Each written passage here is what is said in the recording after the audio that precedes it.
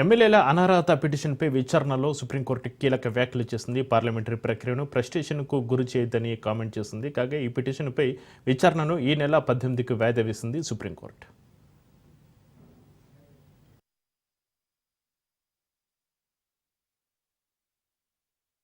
ఈరోజు స్పీకర్ తరఫున న్యాయవాది రీజనబుల్ టైం అని మేము కమిట్ కాలేము, కోర్టులో మేము టైం చెప్పాము. 5 judges constitution bench Subhash Desai judgment ప్రకారం దాంట్లో రీజనబుల్ టైం అన్నారు, టైం ఎక్కడ చెప్పలేదు.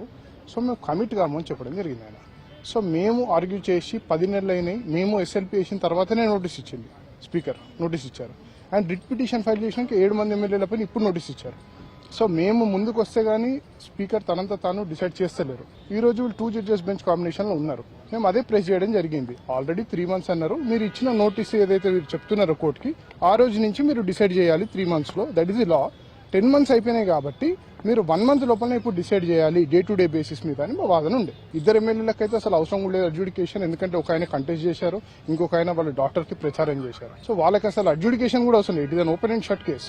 దేనికి వాళ్ళు టైం ఇవ్వలేమంటే జస్టిస్ గవై గారి ధర్మస్థానం రేపే వాయిదా ఇస్తాం, మీరు ఆర్గ్యూ చేయండి, మేము డిసైడ్ చేస్తాం రీజనబుల్ టైం అంటే ఏంటో అని అన్నారు. దానికి గాను వాళ్ళు 3 రోజులు టైం ఇవ్వండి, మేము కౌంటర్ దాఖలు చేస్తాము, కౌంటర్ చేసిన తర్వాత మేము ఆర్గ్యుమెంట్ చేస్తామంటే ట్యూస్డేకి పోస్ట్ చేయడం జరిగింది. మా తరఫున మేము కూడా చెప్పాము, హైయప్ ఆన్ ది బోర్డు పెట్టమని చెప్పాము. ఎందుకంటే అది బోర్డు కిందకి పోతే మళ్ళీ అదొక సాకుతో కేసు లిస్ట్ రీచ్ కాకుండా అవుతుంది. సో హైయప్ ఆన్ ది బోర్డు అని జడ్జి కూడా చెప్పారు. మోస్ట్ ప్రాబ్లీ టాప్ 5 కేసెస్లో వస్తుంది.